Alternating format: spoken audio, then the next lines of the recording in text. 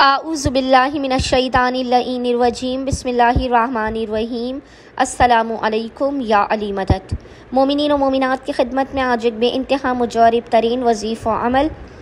امام جواد امام محمد تقی علیہ السلام کی بارگاہ سے لے کر آئے۔ اس قدر یہ مجرب ترین امام جواد کا وظیفہ عمل ہے کہ مومنین و مومنات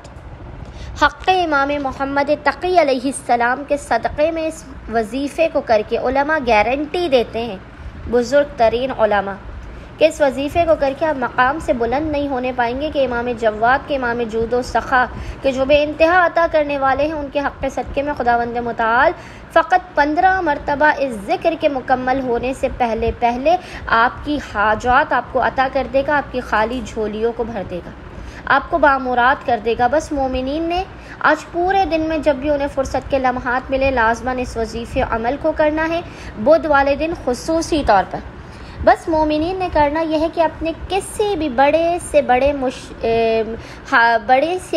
مشکل و پریشانی سے نکلنے کے لیے اور اپنی کسی بھی ناممکن ترین حاجات کی قبولیت کے لیے، حتیٰ یہاں تک کہا گیا ہے کہ اس عمل و وظیفے کے کرنے کے بعد اگر آپ پہاڑ کے مقام سے ہلنے کی دعا بھی کریں گے تو پہاڑ اپنی جگہ سے ہل جائے گا۔ مشکلات کے اگر آپ پہاڑوں تلے دبے ہوئے ہوں، رزق آپ کا بند ہو چکا ہو، اولاد نافرمان ہو، آپ ایک مدت سے اولاد کے لیے کوشش کر رہے ہیں لیکن اولاد نہیں ہو رہی ہے،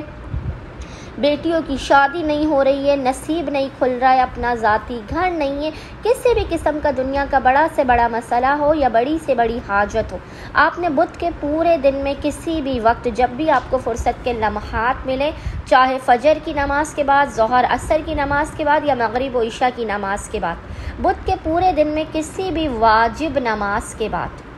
ان 5 نمازوں میں سے کسی بھی ایک واجب نماز کے بعد آپ نے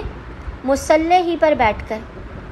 سب سے پہلے محمد اور آل محمد پر 15 مرتبہ 15 ٹائمز درود بھیجنا ہے،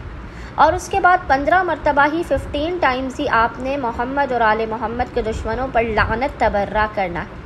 آپ چاہیں کسی بھی زبان میں، بے شک زبان اردو میں آپ لعنت بھیج سکتے ہیں کہ بار الہ محمد اور آل محمد کے دشمنوں پر لعنت نازل فرما،